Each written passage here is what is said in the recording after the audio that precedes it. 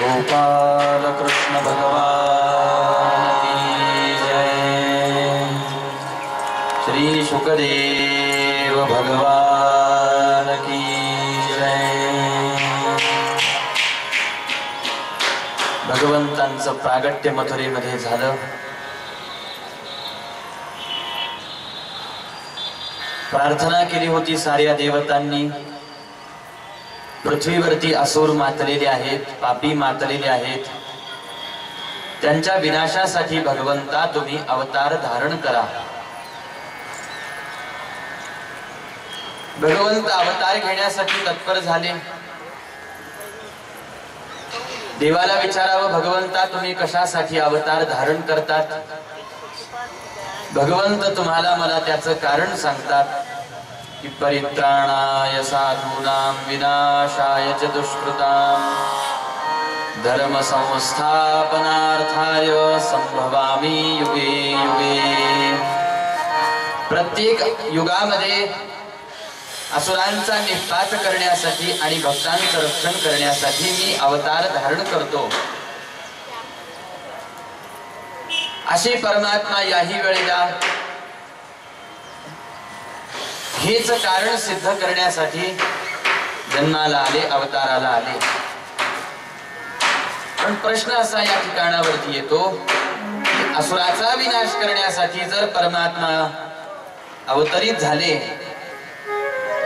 तर गोकुळामध्ये असे कोणते असुर होते की भगवंत मथुरेतून गोकुळामध्ये गेले? बरं, असे कोणते असुर राहत होते गोकुळात की वसुदेवजी महाराजांना भगवंत म्हणतात की मी लहान झाल्यानंतर मला गोकुळामध्ये घेऊन जा म्हणते बाबा तुम्ही। शुकदेवजी महाराज म्हणतात गोकुळामध्ये असुर राहत नव्हते, असुर मथुरेतच होते। मग जर असुर मथुरेत होते तर मथुरेत प्रगट झालेल्या भगवंतानी कंसाची हत्या करायची असती आणि निघून जायचं असतं वैकुंठ धामाला। बरं, नाही वैकुंठ धामाला गेले तर मथुरेत राहायचं असतं, कंसाची हत्या करायची असती, त्याच्या मित्रांचा वध करून टाकायचा असता। गोकुळामध्ये देवाला जाण्याचं काय कारण? भगवंत म्हणतात असुरांचा विनाश करण्यासाठी जरी मी जन्म घेतो, अवताराला आलो, तरी सुद्धा असुरांना मारणं हे माझ्यासाठी एक निमित्त आहे। त्या निमित्ताने मला वैकुंठामधून मृत्यूलोकामध्ये येता येतं। म्हणजे मृत्यूलोकात तुम्हाला काय यायचं असतं भगवंता? कारण भगवंत सांगतात की माझ्यावरती जीवापाड प्रेम करणारे भक्त,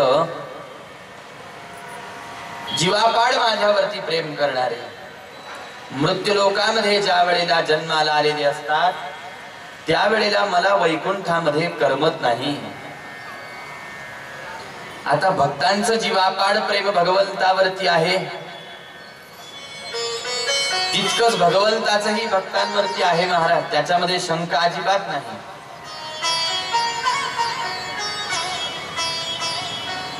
आणि मग आपल्या प्रेमी व्यक्तींजवळ, प्रेमी भक्तांजवळ मला जायला भेटलं पाहिजे असा विचार भगवंत करतात।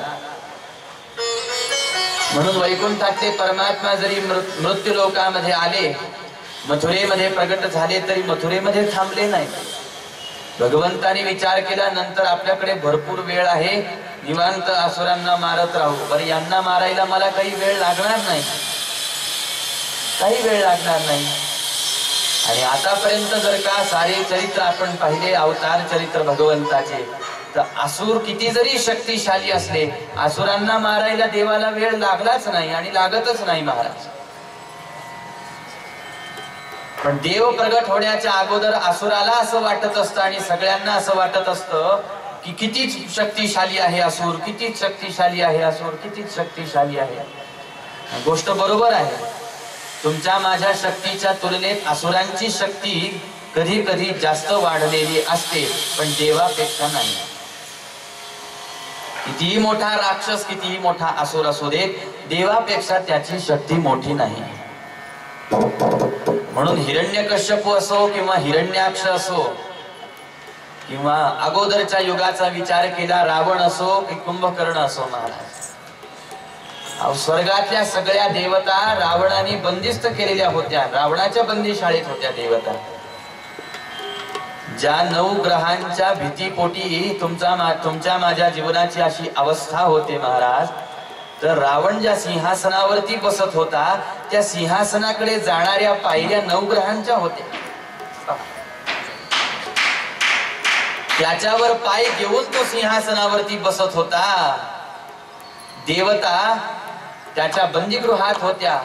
आणि ज्या गणपती बाप्पाची आपण प्रथम पूज्य म्हणून आराधना करतो, उपासना करतो, ते गणपती बाप्पा रावणाच्या लंकेमध्ये गायी चारण्यासाठी ठेवलेले होते. इतकी शक्ती महाराज. पण ही शक्ती तिथपर्यंत असते जोपर्यंत भगवंत असुराच्या समोर येत नसतात. असुराच्या समोर परमात्मा आले की देवाला पाहता क्षणी किंवा देवानी पाहता क्षणी शक्ती क्षीण होऊन जाते महाराज, शक्तीरहित होऊन जातात.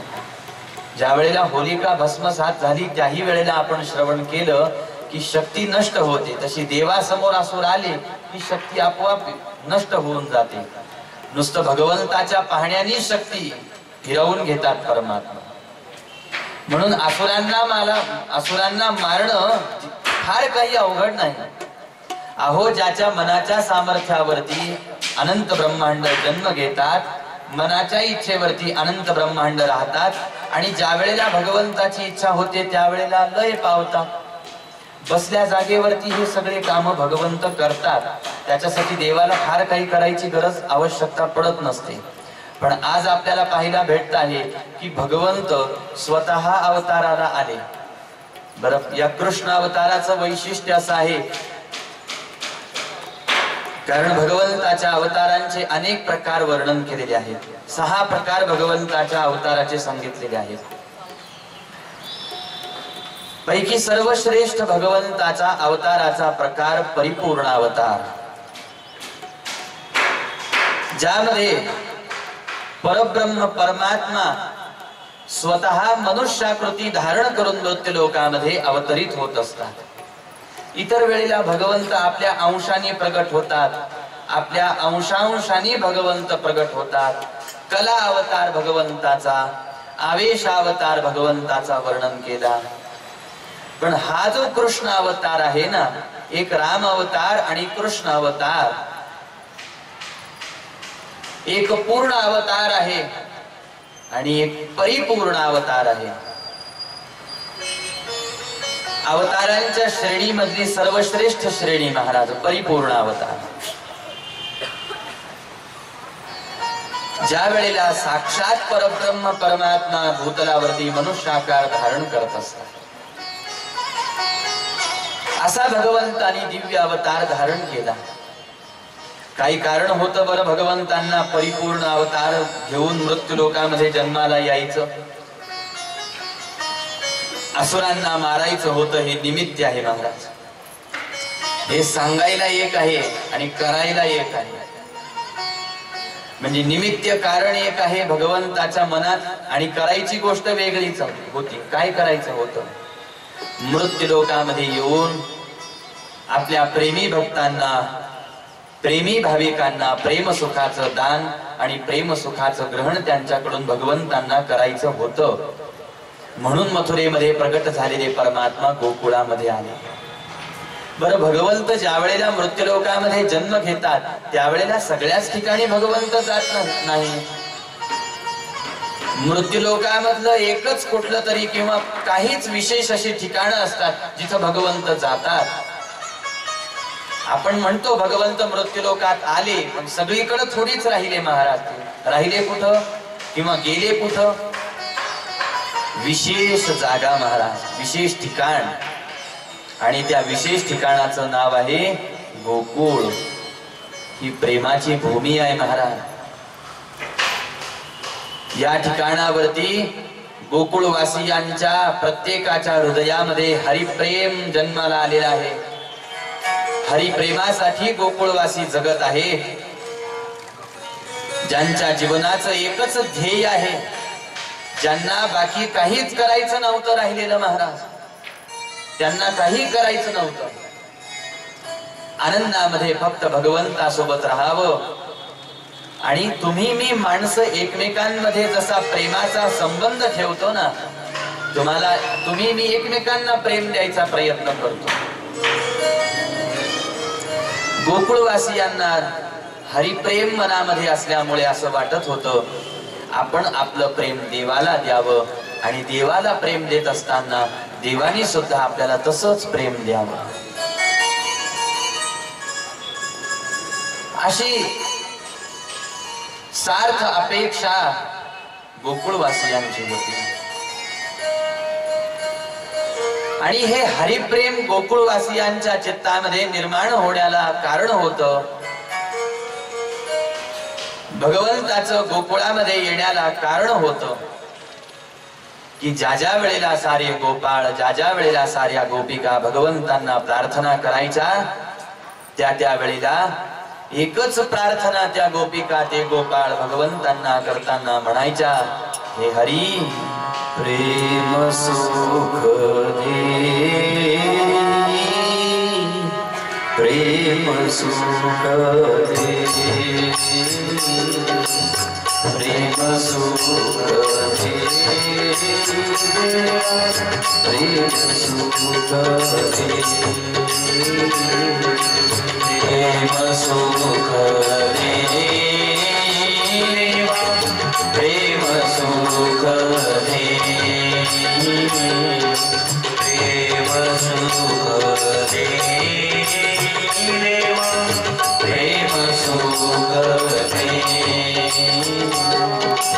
प्रेम सुख दे, प्रेम सुख दे, प्रेम सुख दे, प्रेम सुख दे, प्रेम सुख दे, देवा प्रेम सुख दे, प्रेम सुख दे, देवा प्रेम सुख दे,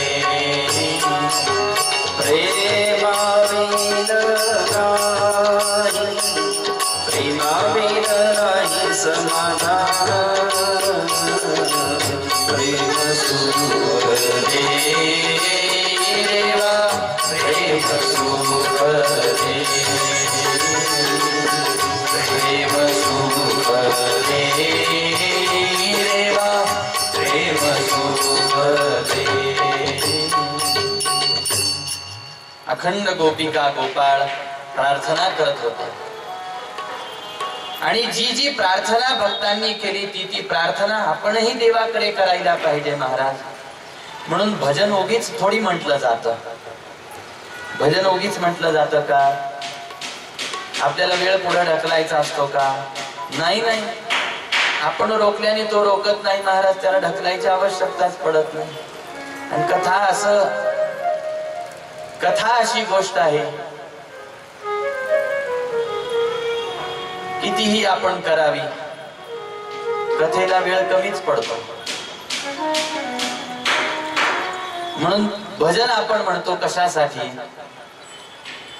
जी प्रार्थना भक्तांनी केली ती प्रार्थना तुमच्या माझ्याकडून घडावी यासाठी. आणि गोपिका गोपाळ अखंड भगवंतांना ही प्रार्थना करायच्या महाराज. आणि मग भगवंताने ज्या वेळेला पाहिलं की गोकुळामध्ये माझ्यावर जीवापाड प्रेम करणारे अनन्य भक्त आहेत, माझ्याशिवाय या जगामध्ये ज्यांना काही नको आहे, कोणी नको आहे, एकमेव त्यांची इच्छा आहे की मी यावं, त्यांच्या संगतीमध्ये राहावं, सहवासामध्ये राहावं. आणि मग भगवंतांना तरी कुठं मग वैकुंठामध्ये करमत होतं. ज्या वेळेला जीवापाड प्रेम करणारे भक्त मृत्यूलोकामध्ये जन्माला येतात ना, त्यावेळेला देवालाही वैकुंठामध्ये करमत नाही. भगवंत सुद्धा मग विचार करतात आता आपणही या भक्तांकडे जायला पाहिजे. आणि मग असे परमात्मा वैकुंठ लोक सोडून मृत्यूलोकामध्ये येतात. कशाची तहान, कशाची भूक लागली भगवंतांना, उत्तरदान करतात. जीवापाड प्रेम करणारे भक्त पाहिले की देवालाही मग ते प्रेम ओढून आणतं. वैकुंठ लोक सोडायला लावतं, जिथं जाण्यासाठी धडपड करतात अनेक जण, सारे जण महाराज, ते वैकुंठ लोक शाश्वत लोक आहे. वैकुंठ लोकांमध्ये जेवढं सुख आहे तेवढं सुख तर दुसरीकडे कुठं नाही. आणि तेच तर अंतिम ध्येय आहे. वैकुंठामध्ये गेला म्हणजे मग संपलं ना सगळं. आता पुन्हा येणं नाही, जाणं नाही, काहीच नाही. पूर्ण सुखरूप त्या ठिकाणी तो झाला असा अर्थ आहे. आणि अशा वैकुंठाचे अधिपती असणारे परमात्मा देवाला वैकुंठात करमत नाही. देव म्हणतात मला मृत्यूलोकात यायची घाई झाली. का आले बरं भगवंत मृत्यूलोकात, का आले बरं भगवंत गोकुळामध्ये? याला कारण संत सांगताना म्हणतात, ज्या सुखाकारणे देव वेडावला, ज्या सुखाकारणे देव वेडावला, वैकुंठ सोडून संत सदनी राहिला, वैकुंठ सोडून संत सदनी राहिला, वैकुंठ सोडून संत सदनी राहिला. ज्या सुखाकारणे देव वेडावला, ज्या सुखाकारणे देव वेडावला, वैकुंठ सोडून संत सदनी राहिला, वैकुंठ सोडून संत सदनी राहिला, वैकुंठ सोडून संत सदनी राहिला. ज्या सुखा कारणे देव वेडावला, लाचावला म्हणतात. कोणत्या सुखा कारणे? या भक्तांच्या सहवासामध्ये जे सुख आहे, जे प्रेम सुख आहे महाराज, त्या प्रेम सुखासाठी. बरं असं म्हणावं तर देवाकडे प्रेमाची काही कमतरता आहे का? उत्तर आहे नाही. तो तर प्रेममूर्ती सांगितलेला आहे. त्याच्यापासून साऱ्यांच्या हृदयामध्ये प्रेम जन्माला आलं महाराज. त्याच्यापासून प्रेमोत्पत्ती. आई नावाचा घटक आपल्याला माहित आहे ना. अशा हजारो लाखो कोट्यावधी माता आया या जगामध्ये आहेत. त्यांच्या हृदयामध्ये जे असीम अपार प्रेम असतं, देवाकडूनच साऱ्यांच्या हृदयामध्ये हे प्रेम प्राप्त झालेलं आहे महाराज. तो तर तृप्त आहे म्हणतात. त्याला कशाची आणि कोणाची आवश्यकता नाही. पण काय करावं? आज त्या देवाला सुद्धा सुखाची तहान लागली, सुखाची भूक लागली. त्या देवाबद्दल तर संत म्हणतात, सर्व सुखाचे आगर बाप रखुमा देवीवर, सुखरूप ऐसा तुझा कोणी सांगा, माझ्या पांडुरंगा सारी खातो. भगवंताशिवाय दुसरं कोणी सुखरूप नाही म्हणतात या जगामध्ये. तो पूर्ण सुख आहे, सुखाचा सागर आहे, आनंदाचा सागर आहे. पण तो स्वतः सुखरूप असून सुद्धा आज त्याला सुखाची ओढ लागली, आज त्याला सुखाची तहान लागली, आज त्याला सुखाची भूक लागली. किती मोठं आश्चर्य आहे बरं महाराज, किती मोठं. आता जो सुखरूप आहे असलेला परमात्मा, त्याला सुख पाहिजे. कोणामध्ये ते सामर्थ्य आहे बरं देवाला सुखी करण्याचं? हे सामर्थ्य देवाच्या प्रेमी भक्तामध्ये आहे महाराज. जीवापाड देवावरती प्रेम करणारे जे आहेत ना, त्यांच्यामध्ये हे सामर्थ्य आहे की आज. आणि असे प्रेमी भक्त राहतात गोकुळामध्ये, गोकुळवासी. गोकुळ धन्य आहे महाराज. धन्य धन्य वैष्णव सदन, धन्य वैष्णव सदन, धन्य वैष्णव सदन.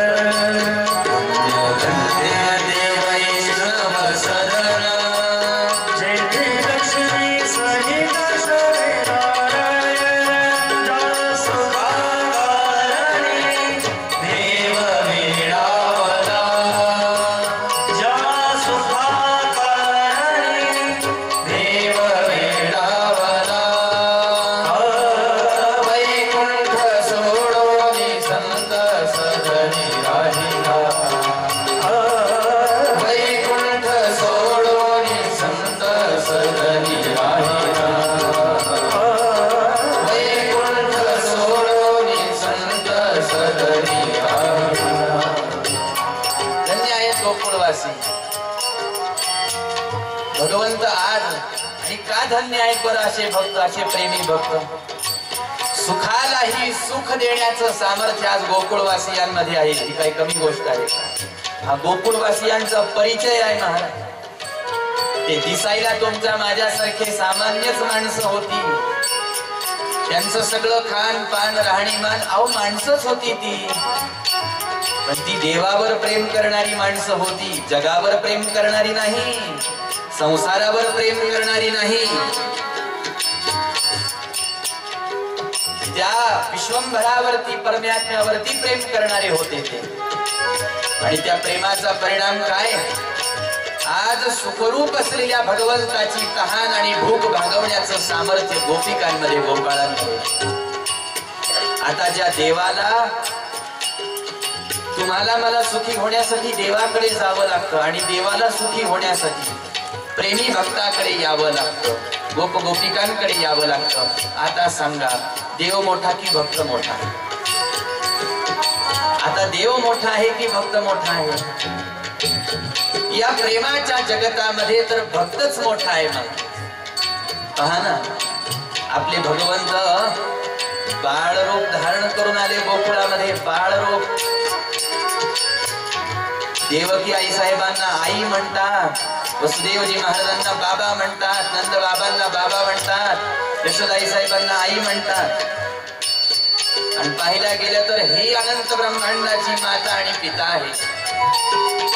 पहा, आपल्या प्रेमाचा परिणाम, आपल्या भक्तीचा परिणाम, आपल्या भावाचा परिणाम अनंत ब्रह्मांड नायकाला आपला पुत्र म्हणून जन्माला त्या ठिकाणी आणलेला आहे. सुखालाही सुख दान करण्याचं सामर्थ्य गोकुळवासियांमध्ये, प्रेमालाही प्रेम दान करून तृप्त करण्याचं सामर्थ्य गोकुळवासियांमध्ये आहे. म्हणून गोकुळवासी सामान्य नाही. असे प्रेमी भक्त ज्या ठिकाणावरती राहतात, धन्य धन्य ते वैष्णव सदन. आणि मग भगवंत त्या ठिकाणी. आता भगवंत आले म्हणजे गोकुळामध्ये कोण यायचं बाकी राहिलं? महालक्ष्मी आई साहेब आल्या, सारे देवता त्या ठिकाणी एकत्रित आल्या, तीर्थ क्षेत्र धाम त्या ठिकाणी एकत्र आले, ऋषी मुनी त्या ठिकाणी एकत्र आले. आणि आनंदाला पारावार राहिला नाही, सुखाला पारावार त्या ठिकाणी राहिला नाही. नाथ बाबा म्हणतात, जनार्दनी पारणाही सुखा, जनार्दनी पारणाही सुखा, जनार्दनी पारणाही सुखा, जनार्दनी पारणाही सुखा. मरणी देव बोलला देखा, मरणी देव बोलला देखा, जस भाकारणी देव वेडावला, जस भाकारणी देव वेडावला. वैकुंठ सोडून संत सदनी राहिला, वैकुंठ सोडून संत सदनी राहिला, वैकुंठ सोडून संत सदनी राहिला, सदनी राहिला, सदनी राहिला.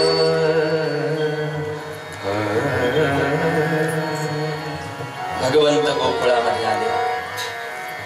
कारण जीवापाड प्रेम करणारे भक्त गोकुळामध्ये राहतात. हेच गोकुळाचं सगळ्यात मोठं महात्म्य आहे.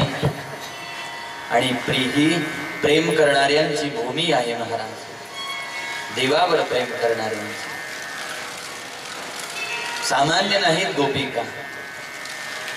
ज्या वेळेला भक्तीचा महिमा गायन झाला, हरिप्रेमाचा महिमा ज्या वेळेला गायन झाला ना, भक्तीच्या आचार्यांनी सांगितलं, देव होण्यासाठी प्रयत्न करू नका. देव होऊन काही होणार नाही. देव होऊन सुख भोगता येणार नाही. काही उपयोग नाही देव होऊन. व्हायचं असेल तर गोकुळातला गोपाळ व्हा, व्हायचं असेल तर गोकुळातली गोपी व्हा, व्हायचं असेल. अहो ना, भक्तांनी ज्या वेळेला गोकुळ पाहिलं ना, गोकुळ ज्या वेळेला पाहिलं भक्तांनी, गोकुळवासियांचं प्रेम पाहिलं, त्यावेळेला तर भक्तांना वाटायला लागलं जाऊ द्या, आपण नाही मनुष्य म्हणून तिथं जन्माला आलो, नाही गोपाळ झालो, नाही गोपी झालो महाराज, एखादा वृक्ष तरी, एखादी वेली तरी, गवताचं पातं का होईना, काही ना काहीतरी, नाही ते जमलं तरी गोकुळातल्या मातीचा एक कण का होईना. इतकी गोकुळाची भूमी पवित्र आहे, कारण तिथं प्रेमी भक्त निवास करतात. आणि हा भाव दुसरा तिसरा कुणाचा नाही, अक्रूरजी महाराज, उद्धवजी महाराजांसारख्या श्रेष्ठ भक्तांचा, भागवतांचा हा भाव आहे. पुढे येईल आपल्याला की ज्यावेळी अक्रूरजी महाराज आले गोकुळामध्ये, तसं तर अक्रूरजी महाराज भगवंताचे सुद्धा अनन्य भक्त आहेत, प्रेमी भक्त आहेत. पण फक्त इतकीच गोष्ट आहे कथा भागानुसार की अक्रूरजी महाराज कंसाचे मंत्री होते, दास होते. पण अक्रूरजी महाराजांचं हृदय कान्होबाला समर्पित होतं. अक्रूरजी महाराजांनी खंत व्यक्त केली गोकुळामधून निघत असताना की मी असं काय पाप केलं असेल न जाणो की आज या गोकुळवासियांच्या जवळून कान्होबाला रथावरती बसवून नेण्याची जिम्मेदारी माझ्याकडे आली.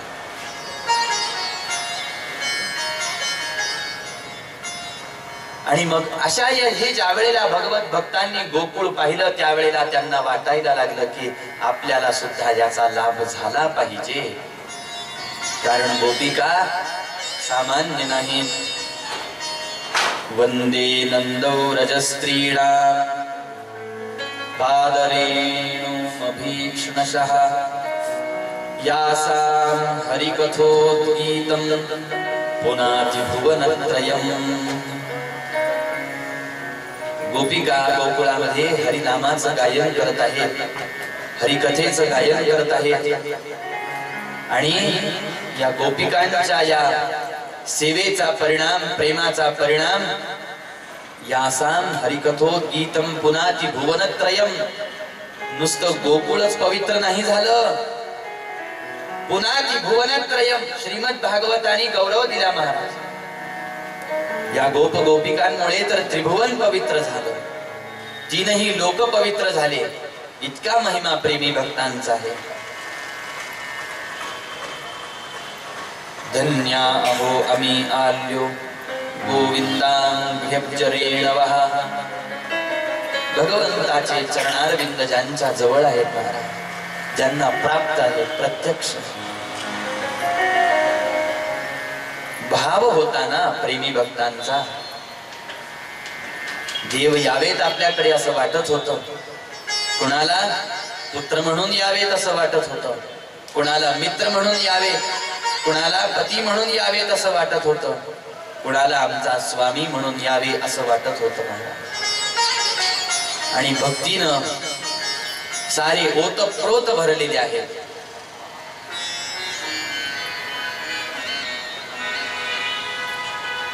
मनामध्ये जर प्रश्न आला की भक्तीचं अंतिम ध्येय काय आहे, भक्तीचं अंतिम ध्येय कोणतं आहे, महात्म्यांनी उत्तर दिलं, भक्तीचं अंतिम ध्येय भगवत प्रेमाने हृदय ओतप्रोत भरून जाणे हेच भक्तीचं अंतिम ध्येय आहे. आणि श्रीमद भागवताने याला पुष्टी दिली की आपल्याला जरी सांगितलं जातं की भक्ती करून परमार्थ साधना करून मुक्त होऊन जा, मुक्ती प्राप्त करून घ्या, तरी सुद्धा नारदजी महाराजांना हे अनुभवाला आलं आणि त्या प्रसंगामध्ये हा भक्तीचा महिमा गायन केला की मुक्तीचं वरण करण्यासाठी जरी आपण निघालो तरी ज्या मुक्तीच्या पाठीमागे आपण लागतो ना, तीच मुक्ती या प्रेमालक्षणा भक्तीची दासी होऊन बसलेली आहे, तिच्या पायाजवळ बसलेली आहे. म्हणून या दोघी जणी आहेत बरं का. एकीचं नाव मुक्ती आहे आणि एकीचं नाव भक्ती आहे. जी भक्ती गोकुळवासियांना प्राप्त झालेली होती म्हणून भक्तीचं अंतिम ध्येय काय असेल तर हरिवरती जीवापाड प्रेम होणे, प्रेमाने हृदय ओतप्रोत भरून जाणे. आणि जोपर्यंत आपल्या हृदयामध्ये हे प्रेम निर्माण होत नाही ना, तोपर्यंत आपल्याला परमार्थ साधना करायला सांगितलेली आहे. ज्ञानोबाराय म्हणतात, जोवरी अर्जुना तो बोध भेटेना मना, तवचिया साधना भजावे लागे. साधनांचा आटापिटा कुठपर्यंत करावा, भक्तीचा आटापिटा कुठपर्यंत करावा, जोपर्यंत आपल्या हृदयामध्ये त्या प्रेमाचा, अद्भुत प्रेमाचा उदय होत नाही तोपर्यंत. आणि एकदा प्रेम झालं महाराज किंवा बाकीच्या गोष्टी करायची सांगायची गरज पडत नसते. प्रेम सगळ्यात महत्वाची गोष्ट आहे. जिथं प्रेम नाही तिथं सांगावं लागतं, करा करा करा. आणि जिथं प्रेम आहे तिथं सांगावं लागत नाही, कृती स्वाभाविक होते. आईला सांगावं लागतं का लेकराचा सांभाळ कसा करावा, आईला सांगावं लागतं का? लेकराला भूक लागली आईला सांगावं लागतं का? काहीच सांगावं लागत नाही महाराज. उलट लेकराला बोलता येत नसताना सुद्धा, खुणवता येत नसताना सुद्धा, काही सांगता येत नसताना सुद्धा आईला सगळं काही कळतं आणि आई सगळं काही आपोआप करते. बरं, करत असताना लेकरू काही आईला देतही नाही की ते देत म्हणून आई त्याच्यावरती प्रेम करते. नाही नाही महाराज, तसं काय, स्वाभाविक कृती असते. प्रेम हे स्वाभाविक कृतीचं दर्शन आहे. मुद्दामहून काही केलं जात नाही प्रेमामध्ये, बळजबरी काही केलं जात नाही प्रेमामध्ये. जे स्वाभाविक आपल्याला क्रिया करायला लावते ती गोष्ट म्हणजे प्रेम आहे. आणि म्हणून एक प्रेम झालं म्हणजे सगळं साध्य झालं आपल्याला. एक प्रेम करायला शिकलो देवावरती, सगळं करायला शिकलो आपण, त्याच्याशिवाय काही नाही. आता आपल्याला असं म्हणू आपण असं की आपलं प्रेम झालं नाही देवावरती, आपलं प्रेम अजून देवावर झालं नाही म्हणून आपल्याला वारंवार सांगावं लागतं, देवाचं भजन करावं लागतं. देवाचं भजन करा, देवासमोर जरा 2 मिनिटं बसा, देवाचं ध्यान करा, देवाचं नामस्मरण करा. जरा आपलं लक्ष थोडं देवाकडे सुद्धा ठेवा. हे कधी सांगावं लागतं? जेव्हा आपलं अजून प्रेम झालेलं नाही. आणि प्रेम न झाल्यामुळेच आपल्याकडून हे स्वाभाविक काहीच होत नाही महाराज. एकदा प्रेम झालं की ज्याच्यावरती आपलं प्रेम झालं त्याला मुद्दाम म्हणून आठवावं लागतं का? की तो कधी विसरलाच जात नाही. नेमकं काय होतं बरं सांगा?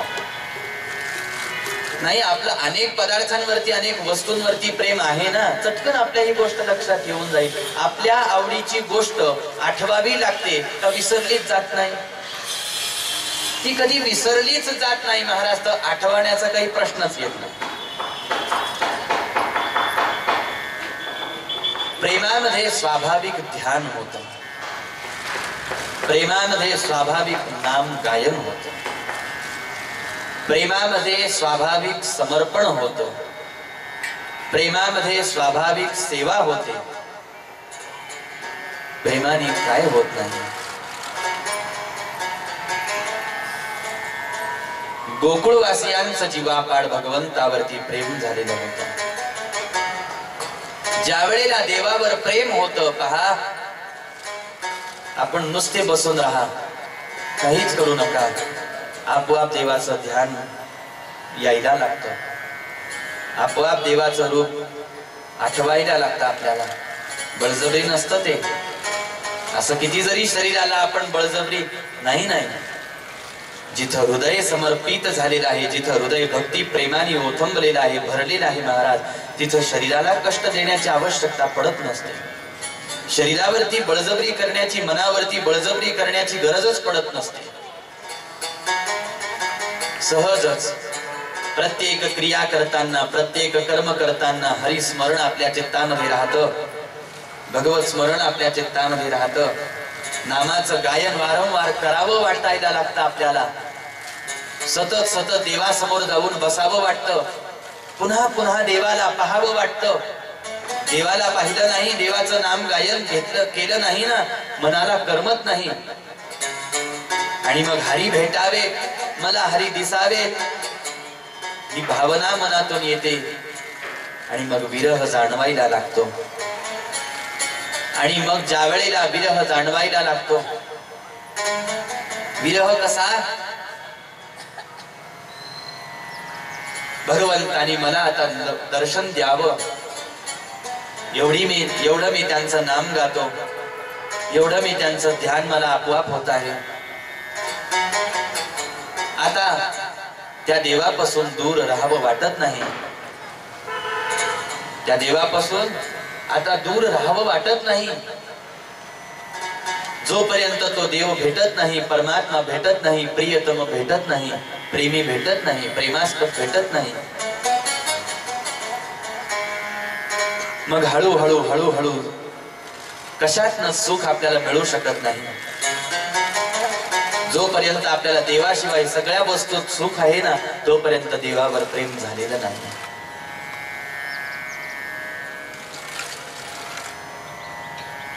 तोपर्यंत देवावर प्रेम झालेलं नाही. मग भक्ताची अवस्था कशी होते? भक्तीचे अनेक टप्पे वर्णन केले, पायऱ्या वर्णन केल्या. एक पायरी वर्णन केली, रागानुरागा भक्ती. तीव्र अनुराग भगवंताच्या प्रती त्या ठिकाणी निर्माण होतो. तीव्र अनुराग, अनुराग नाम प्रेम. जसं राग या शब्दाचा अर्थ केला जातो आसक्ती, आणि त्याच्यामध्ये ज्या वेळेला तीव्रता बळावते,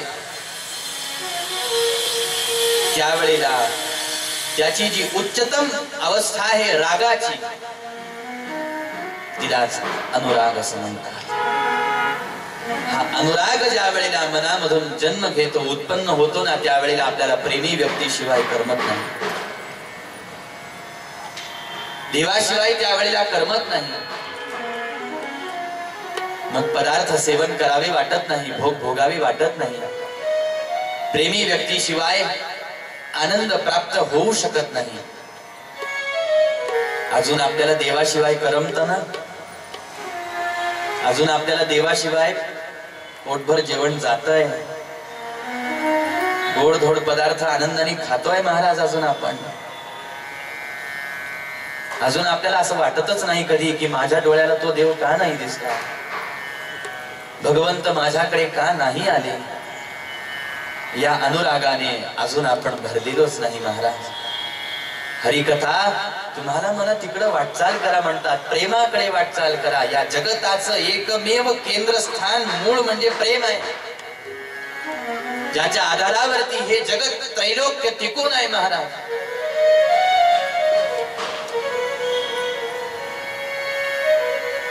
अनेक अनेक महाशक्ती असतील या जगामध्ये, पण प्रेमाशिवाय श्रेष्ठ महाशक्ती या जगामध्ये नाही दुसरी कोणती. आणि म्हणून अजून आपल्याला करमत देवाशिवाय. आपण तर आठवडा आठवडा मंदिरात जात नाही, महिना महिना मंदिरात जात नाही, देवाकडे पाहत नाही महाराज. नमस्कार केला, आलो वापस निघून, असं नसतं महाराज. अनुराग उत्पन्न होणे म्हणतात याला.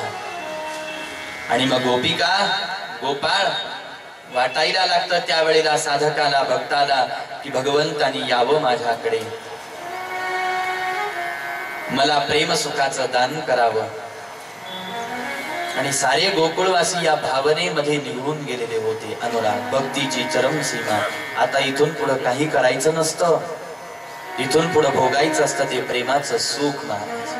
काही करायचं नसतं. जे करायचं होतं, जे करायचं असतं ते इथपर्यंत करायचं असतं. इथून पुढं भगवंत भक्तावरती, साधकावरती कृपावंत होतात, जसे गोकुळवासियांवरती कृपावंत झाले. तुमच्या माझ्यावरती भगवंत केव्हा कृपा करतील, ज्या वेळेला हरिप्रेमाचा उदय आपल्या हृदयामध्ये होईल त्यावेळेला. कारण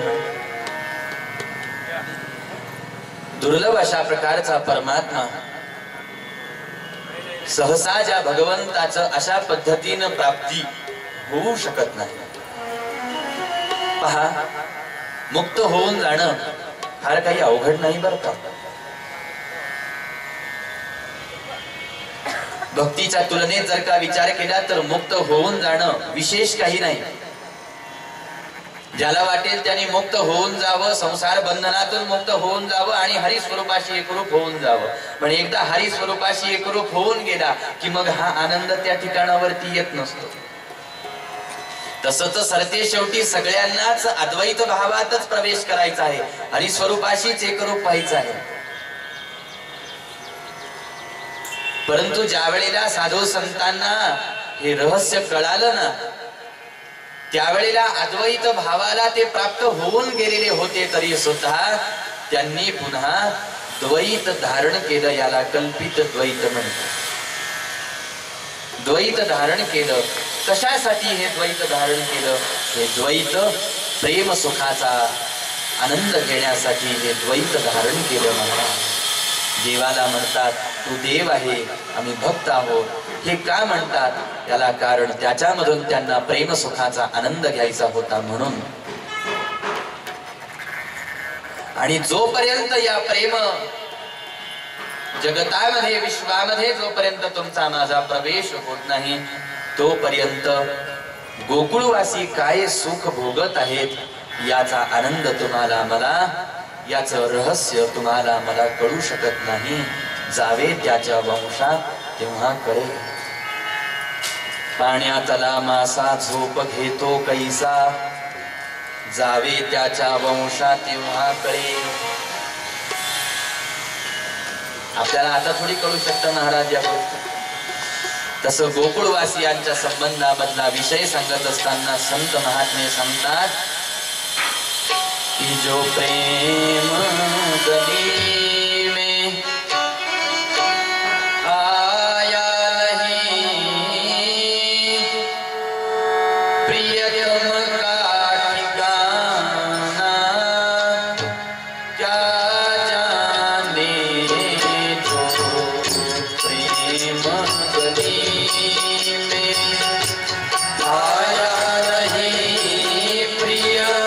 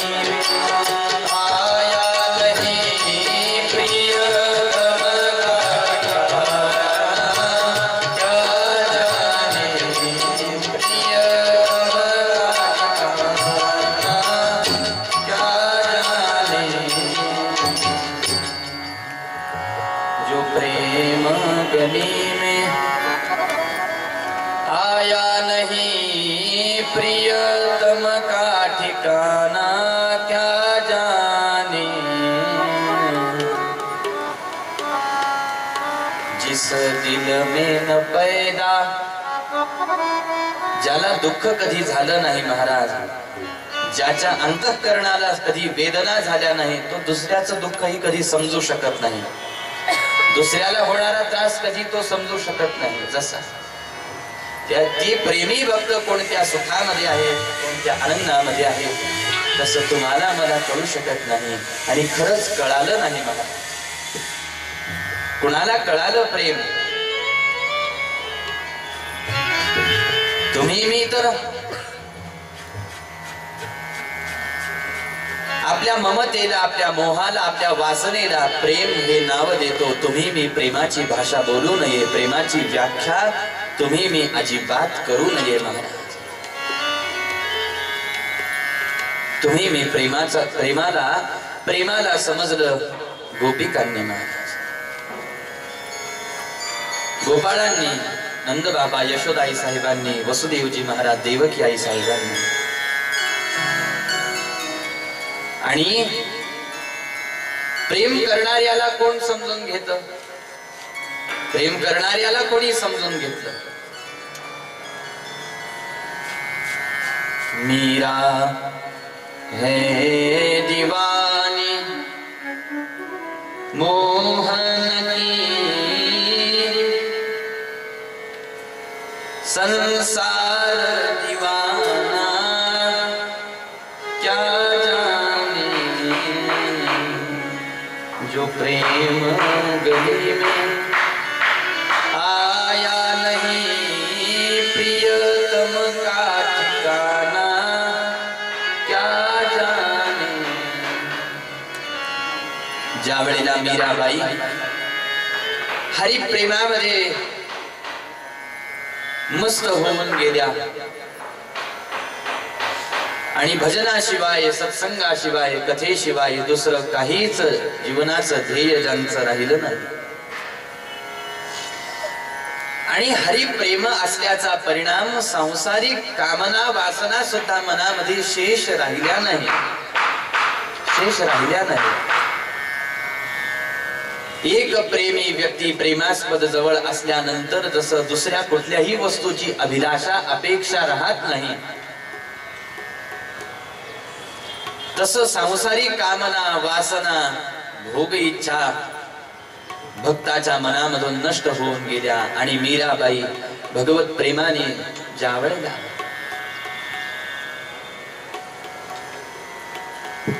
वो तो गली गली हरि गुण गाणे लगी,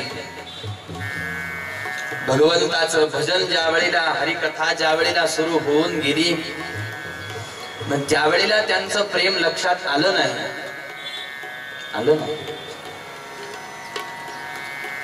मग तिरस्कार सुरू झाला. घरातल्यांनी तिरस्कार केला, समाजाने तिरस्कार केला, आणि भक्ताचा तिरस्कार होतो महाराज, होत नाही असं नाही. ज्याला विरोधच झाला नाही त्याने परमार्थ काय केला? विरोधाला भक्तांनी घाबरू नये म्हणतात. विरोध भक्ताला सहन करावा लागतो. अगोदर घरातून सहन करावा लागतो आणि मग बाहेरच्यांकडून विरोध सहन करावा लागतो. आणि मीराबाई महाराज अपार प्रेम हृदयामध्ये, कोणाला समजलं नाही. मग हळूहळू आता राजकन्या होत्या ना, मग हळूहळू घर सुटलं, महाल सुटला, परवा केली नाही, अजिबात परवा केली नाही. मला महाल सोडून बाहेर जावं लागेल, मग मी कुठं राहू, कसं राहू? नाही. एक कृष्ण नाम माझ्या मुखात आहे आणि एक कृष्ण मी ध्यास घेतलेला आहे त्याचा. आणि मग मेवाड प्रांत सुटला, घर सुटलं आणि मग निघाल्या महाराज भ्रमंती करता करता वृंदावनामध्ये आल्या.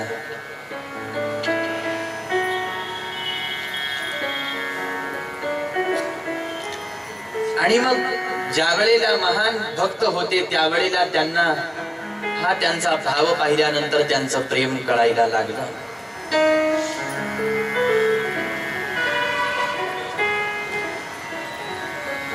आणि प्रेमाची अवस्था अति विलक्षण महाराज.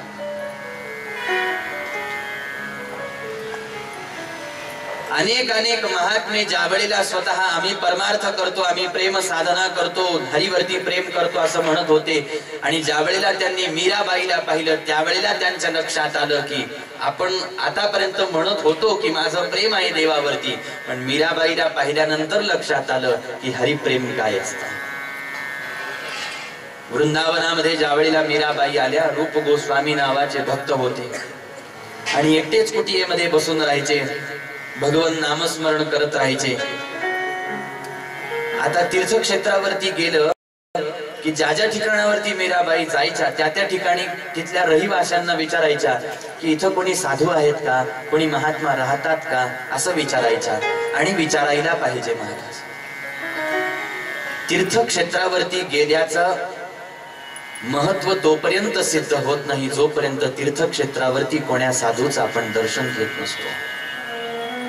नाही, तीर्थक्षेत्रावरती जायला पाहिजे असं आपल्याला सांगितलं जातं, गंगेत स्नान करायला पाहिजे असं सांगितलं जातं. पण पहा, गंगेचं स्नान केल्याचं फलित कधी मिळतं माहितीये का? ज्या वेळेला एखादा गंगा स्नान करतो पण तिथल्या साधूचं दर्शन जर का त्यांनी घेतलं नाही तर गंगा स्नानाचं फलित पुण्य त्याच्या पदरात पडत नसतं. म्हणून गंगा स्नानाला लागलेली मोहर म्हणजे साधूचं दर्शन सांगितलेलं आहे. म्हणून ज्या ज्या ठिकाणावरती कुठं जाताल किंवा आपण जाऊ ना, आवर्जून त्या ठिकाणावरती कोणी साधू आहेत का याचा शोध घ्यावा. त्याच्याशिवाय तीर्थयात्रा अपूर्ण समजावी. नुसतं देवदर्शन म्हणजे तीर्थयात्रा नाही महाराज. एक वेळेला देवदर्शन आपण नाही केलं तर चालतं, पण संत दर्शन आपण करायलाच पाहिजे, साधूचं दर्शन आपण करायलाच पाहिजे महाराज. एवढं महात्म्य. आणि मग विचारायच्या इथं कोणी आहे का महात्मे, साधू आहेत का? आणि विचारत असताना असं नाही की कोणी सगुण साधूच पाहिजे, नाही. कोण्या साधूची समाधी असली तरी चालते, त्यांचं जन्म गाव असलं तरी चालतं, त्यांची तपस्थली असले तरी चालते, बस त्या जागेला फक्त आपण वंदन करावं. आणि मग मीराबाई आल्या, कोणी महात्मे आहेत का? सांगितलं एका जणाने, म्हणले रूप गोस्वामी नावाचे फार मोठे कृष्ण भक्त आहेत. म्हटले मग तर मला त्यांचं दर्शन घ्यायचंच. मला त्यांचं, म्हटले घेऊ शकत नाही. म्हटले का? म्हटले त्यांना आवडत नाही, ती स्त्रीला त्यांच्या आश्रमामध्ये येऊ देत नाही. म्हटले मग तर आवर्जूनच जाणार. पहा, गंमतच झाली. सांगणाऱ्याने सांगितलं, हे पहा, मी तुम्हाला सांगून मला असं वाटतं मी चूकच केली. तुम्हाला जायचं एकट्या जा, असा पुढे आश्रम आहे, मी काही येत नाही, मला बोलणे खायचे नाही, जाते म्हटले. गेल्या. मला दार बंद होतं कुटियेचं, दार वाजवलं. आतून स्वामीजींनी महाराजांनी विचारलं कोण आहे? दासी आहे, मीरा आहे. आवाज ऐकला, स्त्रीचा आवाज, महाराज कन्येचा आवाज आला कानावर. म्हटले मी उघडत नाही. म्हटले का नाही उघडत? म्हटले मी स्त्रीचं मुख पाहत नाही. म्हटले असं महाराज? एकच वाक्य विचारते, म्हणते एकच प्रश्न विचारते, त्या प्रश्नाचं उत्तर द्या. आणि माझ्या दृष्टिकोनातून वृंदावनामध्ये राहून, कृष्णाच्या गावामध्ये राहून अजूनही तुम्ही स्वतःला पुरुष मानता? काय कृष्ण भक्ती करतात? अहो, कृष्ण प्रेम प्राप्त करून घ्यायचं असेल महाराज, या वृंदावनामध्ये कोणी स्वतःला पुरुष मानायची चूक करू नये. इथं एकच पुरुष आहे, त्याचं नाव कृष्ण. बाकी कोणी पुरुष होण्याचं धाडस करू नये. आणि गोष्ट खरी आहे. उत्तम पुरुषस्तन्य परमात्मेत्युदाहृतः. पुरुषोत्तम ज्याला म्हटलं जातं तोच आहे, बाकी दुसरा कोणी पुरुषोत्तम नाही.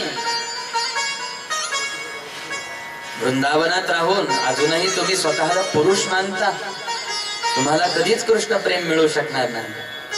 ऐकल्या बरोबर महाराजांच्या डोळ्यातून अश्रुधारा बाहेर पडल्या.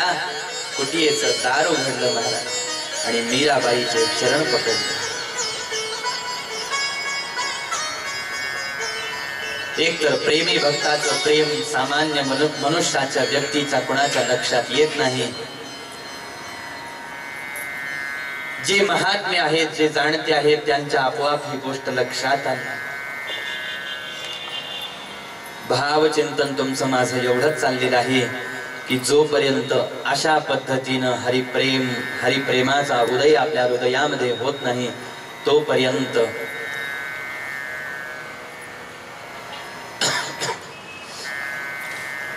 आपल्या जीवनाला परिपूर्णता नाही।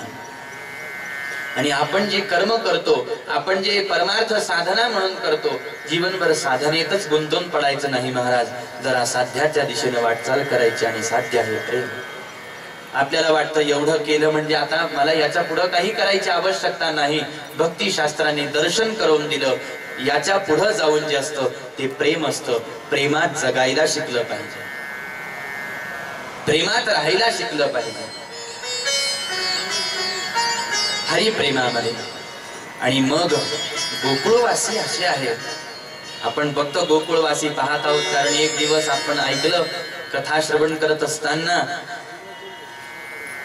की 4 दिवस हरिकथा तुमच्या माझ्या चित्ताची भूमिका तयार करून घेते, 5 दिवस हरिकथा तुमच्या माझ्या चित्ताची भूमिका तयार करून घेते, म्हणजे जमिनीची मशागत करून घेते।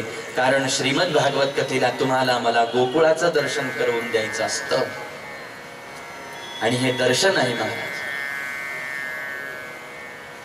आणि म्हणून ज्या वेळेला असे प्रेमी भक्त जीवापाड प्रेम करणारे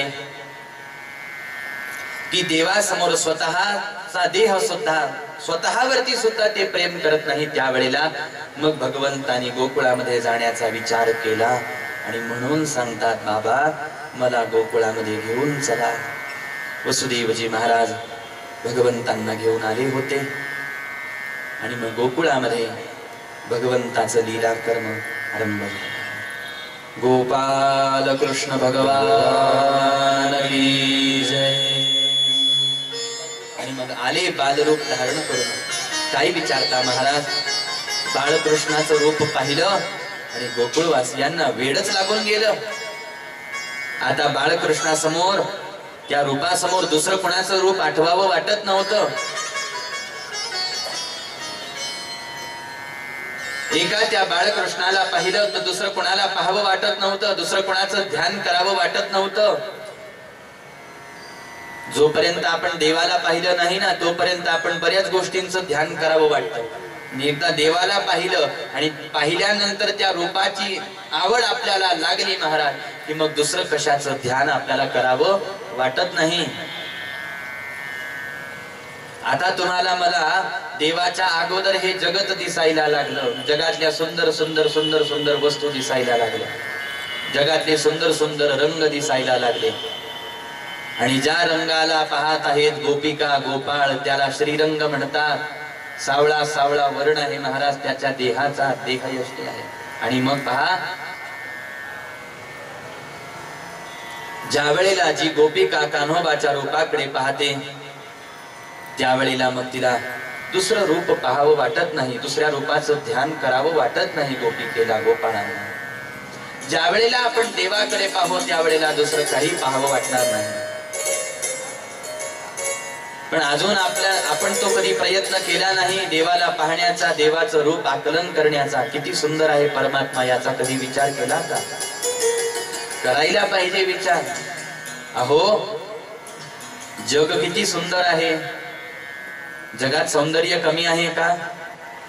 थोडा वेळ काढून जगातलं सौंदर्य पाहिला पाहिजे महाराज। नुसतंच माणसाचं सौंदर्य पाहायचं नसतं, झाडांचं सौंदर्य पाहायचं असतं, फुलांचं सौंदर्य पाहायचं असतं, वृक्षलता वेलींचं सौंदर्य पाहायचं असतं, सृष्टीचं सौंदर्य पाहतो ना थक्क होऊन जाऊ महाराज आपण। एवढी सुंदर सृष्टी आहे, एवढी सुंदर। आपण आपल्यातच गुंतलो, आपल्याला दुसरं काही आता पाहावं वाटत नाही किंवा पाहण्याला वेळ नाही असं आपण म्हणतो। पण वेळात वेळ काढला पाहिजे आणि जरा ध्यान, जरा निसर्ग पाहिला पाहिजे महाराज, जगत पाहिला पाहिजे। किती सुंदर सुंदर झाडं आहेत, त्यांना किती सुंदर सुंदर फुलं येतात।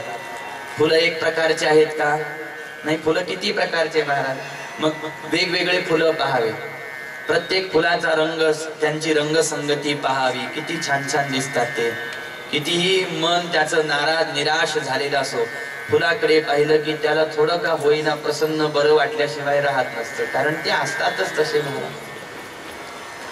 सरोवर पहावेत, जलधारा पहाव्यात आणि सृष्टीमध्ये चाललेले बारीक निरीक साऱ्या गोष्टी पहाव्यात. छोटे छोटे फुलपाखरं त्या फुलावरती येतात, येऊन बसतात, त्यावेळेला त्यांचे रंग पहावेत, किती वेगवेगळ्या रंगाचे असतात की नाही ते. उग थोडे थोडे नमुने पाहत आहोत बरं का आपण, नसतात. जगत सृष्टीचा विचार करायचा म्हणजे किती आहे महाराज जगात वस्तू. अहो माणसं तर मर्यादित भूमीवर राहतात, अशा खूप गोष्टी आहेत जगात ज्या अजून माणसांनी पाहिल्या सुद्धा नाही. आता उगा विज्ञानाची प्रगती चालली आहे म्हणून आपल्याला दिसत आहे की कुठं कुठं काय काय आहे, काय काय नाही. त्याच्या माध्यमातून तरी का होईना आपल्याला दिसत आहे. आणि मग फुलं पहावेत, फळं पहावेत महाराज, किती सुंदर आहेत या साऱ्या गोष्टी. मग आता इथून पुढे सांगतात की नुसतं जगतच पाहू नका, आता याचा पुढचा विचार करा.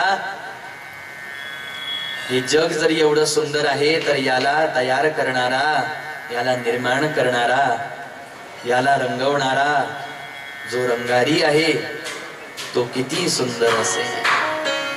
जिसकी रचना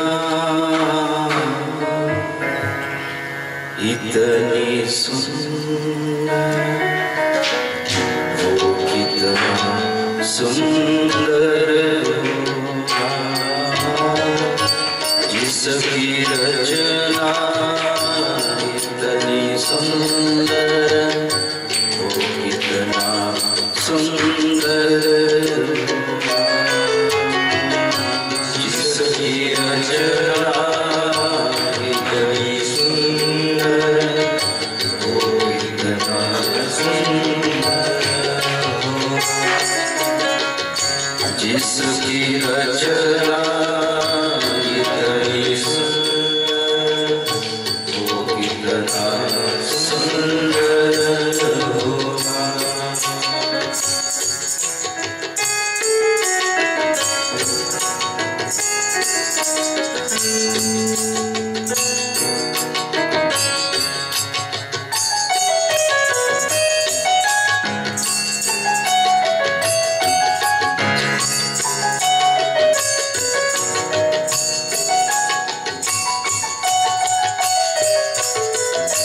जिसकी रचना इतनी सुंदर, वो कितना सुंदर होगा.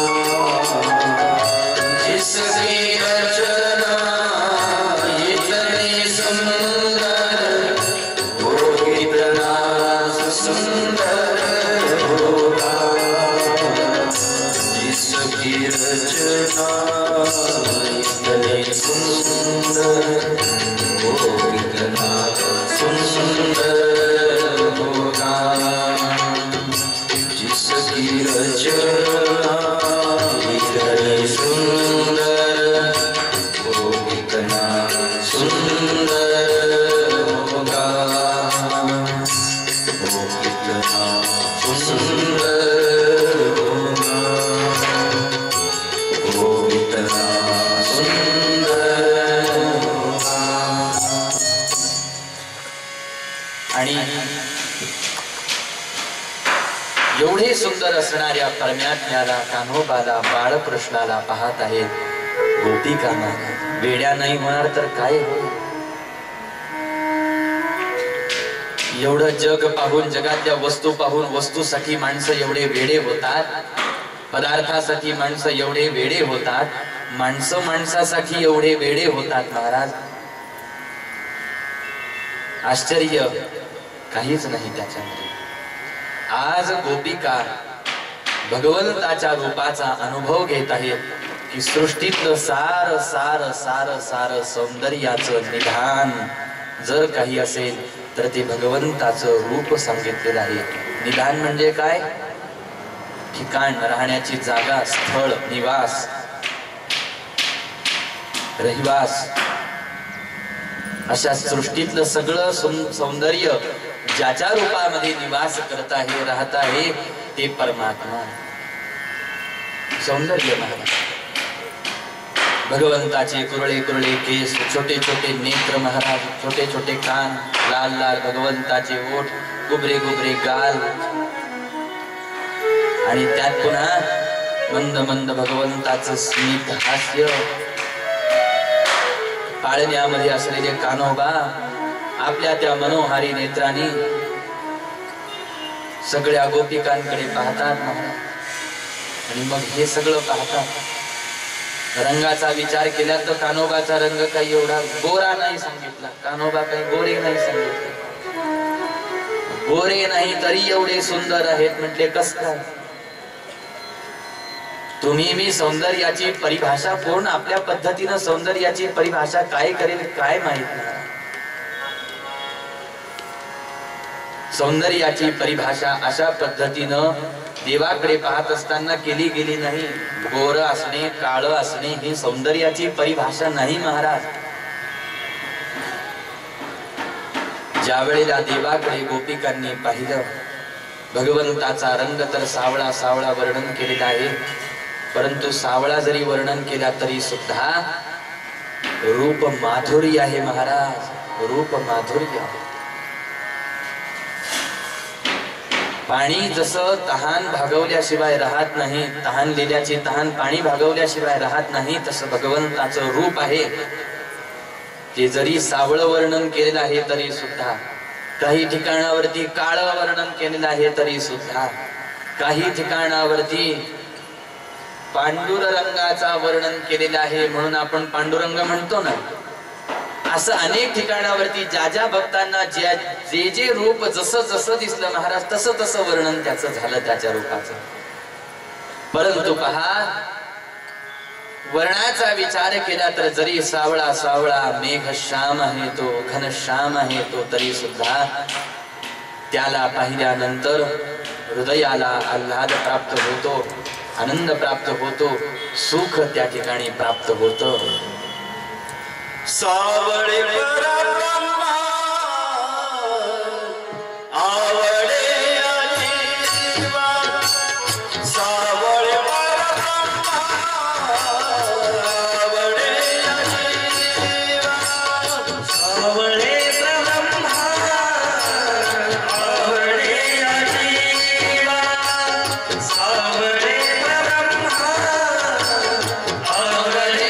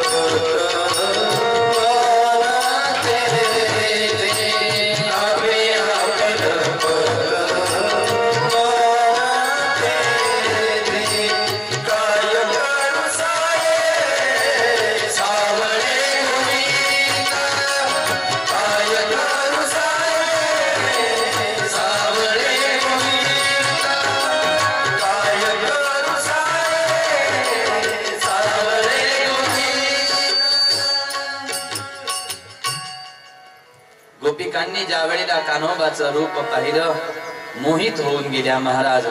रूप माधुर्य. आता इथून पुढे भगवंताच्या प्रत्येक कृतीमध्ये, क्रियेमध्ये म्हणा किंवा देवाच्या असण्यामध्ये माधुर्य भरलेलं आहे, माधुर्य साठलेलं आहे. मग ते रूप माधुर्य आहे, मग ते लीला माधुर्य आहे, मग ते गुण माधुर्य आहे, मग ते वेणू माधुर्य आहे. असे भगवंताच्या माधुर्याचे प्रकार सांगितले. सगळ्यात पहिल्यांदा भगवंताने कोणतं माधुर्य वापरलं असेल? रूप माधुर्य. आणि मग ज्या वेळेला साऱ्यांनी हे बाळकृष्ण रूप पाहिलं, आनंद झाला. वेळ लागून गेलं गोपिकांना. मग कृष्ण ध्यास लागला. मग पाहता पाहता भगवंत रांगायला लागले. रांगता रांगता भगवंत चालायला लागले. आणि चालता चालता भगवंत मग महालाच्या बाहेर पडले. गोपाळांशी मैत्री केली, सख्यत्व केलं. आणि गोपाळांसाठी मग भगवंताने आणि गोपिकांसाठी मग आता आपलं लीला माधुर्य आरंभ केलं. आणि प्रमुख लीला भगवंतानी कोणती निवडली असेल गोकुळामध्ये? तर चौर्य कर्म लीला निवडली. भगवंताने ठरवलं गोपाळांना आपल्या सोबत घेऊन प्रत्येक गोपिकेच्या घरी जायचं आणि दही दूध तूप लोण्याची चोरी करायची असं ठरवलं मला. आणि ते सगळं दही दूध तूप लोणी आपण खायचं, आपल्या गोपाळांना मित्रांना सवंगड्यांना खाऊ घालायचं. गोपाळांनी विचार केला, म्हटले गोपिकांना त्रास होईल, गोपिका त्रस्त होतील. म्हटले झाल्या तर होऊ देत ना. आतापर्यंत गोकुळात यांचं सुखासुखी चाललेलं होतं, म्हटले आनंदात चाललेलं होतं, यांना छळायलाच कोणी नव्हतं. आता आपण आहोत ना म्हटले, असा विचार केला आणि चौर्य कर्म आरंभ भगवंतांनी केलं. एका एका गोपिकेच्या घरी जायचे, चोऱ्या करायच्या, दही दूध तूप लोण्याच्या चोऱ्या. मथुरेला ते दही दूध तूप लोणी जाऊ देत नव्हते. आणि गोकुळामध्ये सुद्धा ते राहिल्यानंतर स्वतः सारं काही खाऊन घ्यायचे. त्रस्त झाल्या गोपिका. आणि मग सुरू झाले यशोदाई साहेबांकडे कान्होबाच्या विरोधामध्ये गाऱ्हाणी. नाना पद्धतीचे नाना तऱ्हेचे गाऱ्हाणे. पण हे जे गाऱ्हाणे आहेत ना, हे गाऱ्हाणे सुद्धा गोपिकांचे प्रेमाचेच गाऱ्हाणे होते म्हणा. आणि मग ज्या वेळेला त्रस्त करून सोडलं गोपिकांना, यशोदाई साहेबांना आता याचं नाव सांगून याच्या खोड्या आपण बंद करून टाकू म्हणून गोपिका यशोदाई साहेबांकडे यायच्या, नाना तऱ्हेचे गाऱ्हाणे सांगायच्या. पण गाऱ्हाणे सांगायच्या, यशोदाई साहेब सांगताना ऐकून घ्यायच्या. हो हो सांगते कान्हाला, सांगते कान्हाला, सांगते कान्हाला म्हणायच्या. आई साहेबही सांगत नव्हत्या, कान्हाही ऐकत नव्हता. पहिली गोष्ट तर आई साहेबांना विश्वासच बसत नव्हता गोपिकांच्या बोलण्यावरती. उलट गोपिका गाऱ्हाणं सांगण्यासाठी यायच्या तर आई साहेब म्हणायच्या, तुम्हीच खोटारड्या आहात म्हणते. मला माझा कान्हा माहित आहे ना कसा आहे. माझा कान्हा असं करू शकत नाही म्हटले. माझा कान्हा तर माझ्या सोबतच असतो, माझ्या जवळच असतो. माझा कान्हा नाही करू शकत म्हटले असं काही. कान्होबाला काय अवघड होतं महाराज. आई साहेबांजवळ जरी असायचे कान्होबा तरी सुद्धा गोपाळांसोबत जायचे. आई साहेबांच्या गोष्टी कुठं लक्षात येत होत्या. कान्हा कसं करतो, कधी करतो, काय करतो. आणि मग गोकुळामध्ये जाऊन दिवसभर हे त्रस्त करण्याचं सत्र सुरू राहायचं. आणि मग गाऱ्हाणे येत राहायचे. गवळणी गाराणी सांगती यशोदेसी, दही दूध खावून या पळून जातो ऋषिकेशी. गवळणी गाराणी सांगती यशोदेसी, दही दूध खावून या पळून जातो ऋषिकेशी. लाडका हा गणबाई तुझा तुला गोड वाटे, याच्या गोड्या सांगू किती मही पत्र सिंधू वाटे. मिळवणी गोपाळ घरामध्ये शिरे कान्हा, धरू जाता पळून जातो या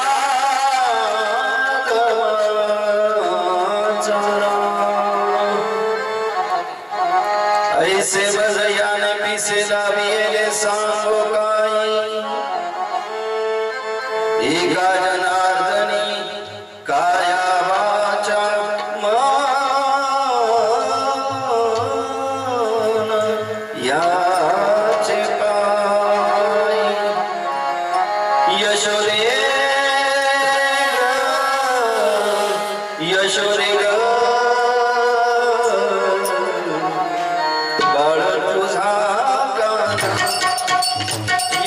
यशोदे यशोदे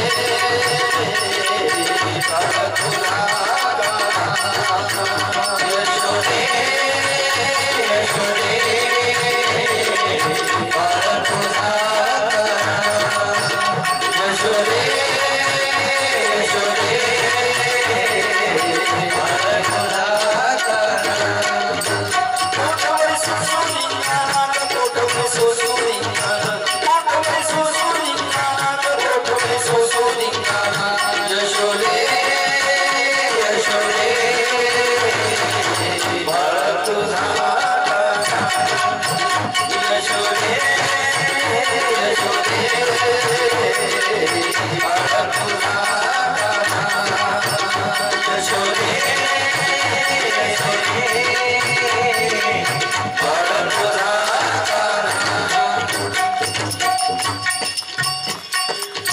परवा रामचे घरा दारी निजला होता म्हातारा यशोदे परवा रामचे घरा दारी निजला होता म्हातारा घेऊनी ताकाचा होडीरा होडीला सैरा तयावरी यशोदे यशोदे बाळ तुझा यशोदे यशोदे बाळ तुझा यशोदे यशोदे बाळ तुझा दुसरी आई धावणी बोले यशोदे काळजी सांग तुझ्या मुकुंदे आमची घराय बोनी गोविंदे आमचे घराय बोनी गोविंदे नवल केले गो साजनी सुन होती माझी गर्भिणी केस पुसे चक्रपाणी कैसी झाली सदू गर्भिणी तवनी असू लागली यशोदे यशोदे बाळ तुझा यशोदे यशोदे बाळ तुझा यशोदे यशोदे बाळ तुझा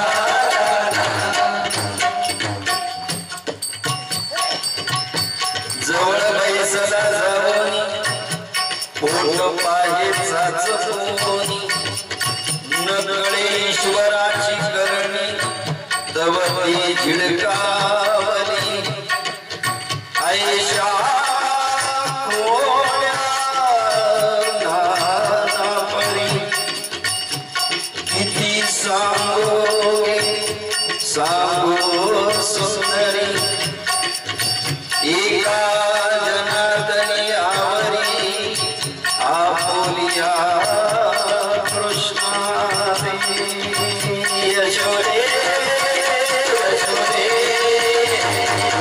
बाळ तुझा यशोदे यशोदे बाळ तुझा कोटवरी सुसुनिया कोटवरी सुसुनिया कोटवरी सुसुनिया कोटवरी सुसुनिया कोटवरी सुसुनिया कोटवरी सुसुनिया यशोदे यशोदे यशोदे बाळ तुझा यशोदे यशोदे बाळ तुझा बाळ तुझा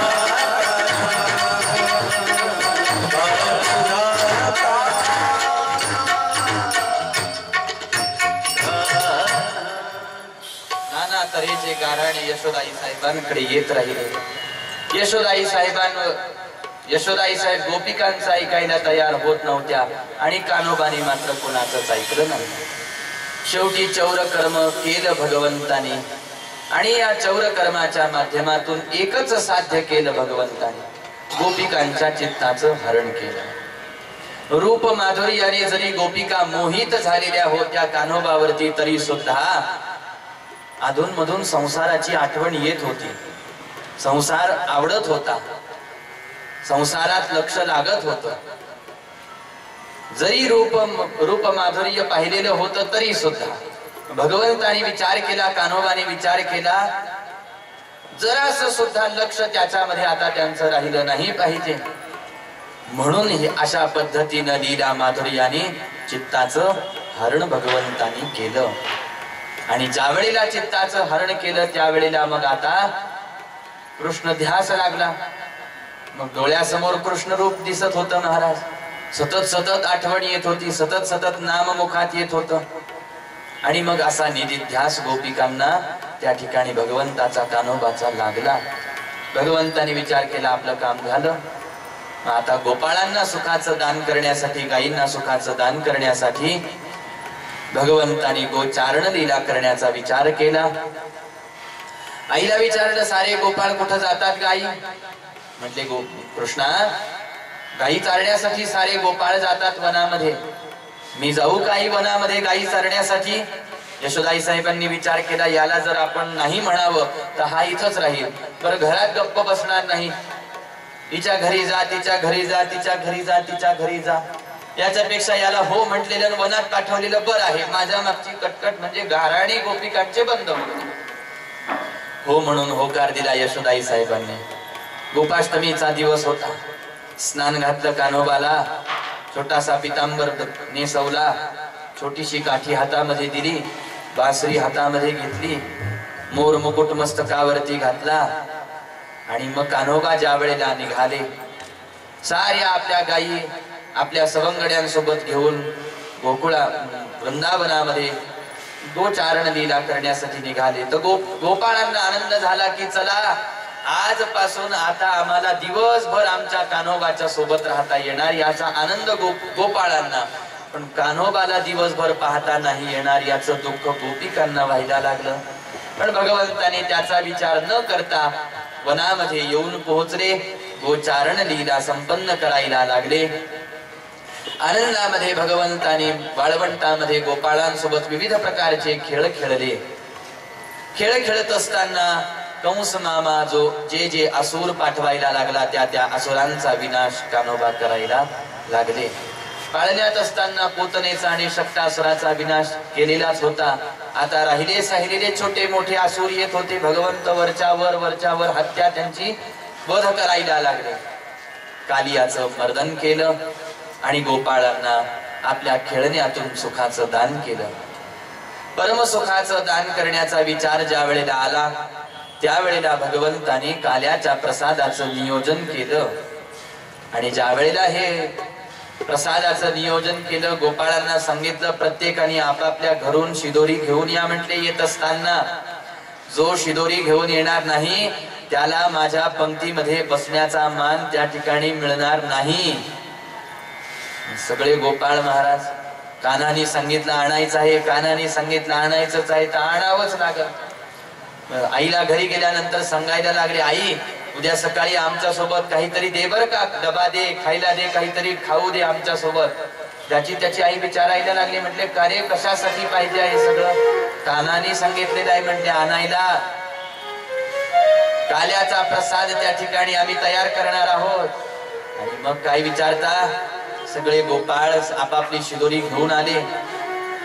जोपर्यंत माध्यान्ह समय होत नाही तोपर्यंत गायी चारत राहिले. सूर्य माथ्यावरती आला हे पाहिलं. साऱ्या गोपाळांना बोलावलं. ज्याने त्याने ज्याच्या त्याच्या गायी वळून आणल्या आणि गोलाकार मंडल करून यमुनेच्या वाळवंटामध्ये झाडाच्या सावलीमध्ये सगळे बसले. आणि मग गोलाकार मंडल गोपाळांचं केलेलं आहे. मध्यस्थानी कान्होबा बसलेले आहेत. सगळी शिदोरी कान्होबा समोर ठेवली गेली. ती सगळी शिदोरी एकत्र केली गेली.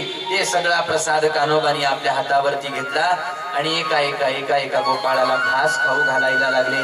आणि मग त्या गोपाळाला तो घास खाऊ घातला.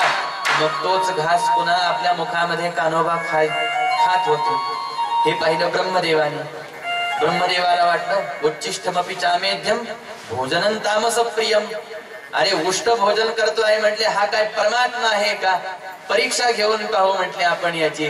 म्हणून परस्पर सगळ्या गोपाळांना गायी वासरांना उचललं, सत्य लोकात निघून गेले. भगवंतानी विचार केला, ब्रह्मदेवा तू जरी जगाचा पिता असला तरी तुझा पिता मी आहे. तू माझे गोपाळ गायी वासर घेऊन गेलात बाबा, मला काय हरकत आहे? भगवंतानी पुन्हा जसे जसे गोपाळ दुसरे नाही तयार केले महाराज, स्वतः त्यांची रूप घेतली तेवढी गायी वासरांची. असे किती दिवस राहिले? 1 वर्षपर्यंत. 1 वर्षपर्यंत. ब्रह्मदेवाने विचार केला, अरे अरे आपली चूक झाली, आपण याच्याच मायेने मोहित होऊन गेलो. कधी कधी देवाचं देव पण सुद्धा लक्षात येत नाही, कधी कधी साधूचं साधू पण सुद्धा, संत पण सुद्धा लक्षात येत नाही. याला कारण काय आहे? याला कारण स्वतःला लपवण्यासाठी त्यांनीच एक विशिष्ट मायेचा पडदा तयार केलेला असतो आणि त्या मायेच्या पडद्याच्या आड उभं राहून ते लीला करत असतात. पाहणाऱ्याला काय वाटतं? सामान्य मनुष्य आहे, सामान्य मनुष्य आहे. अहो ब्रह्मदेवाला जिथं धोका महाराज, विधात्याला जिथं धोका, तिथं तर तुम्ही मी सामान्य माणूस आहोत.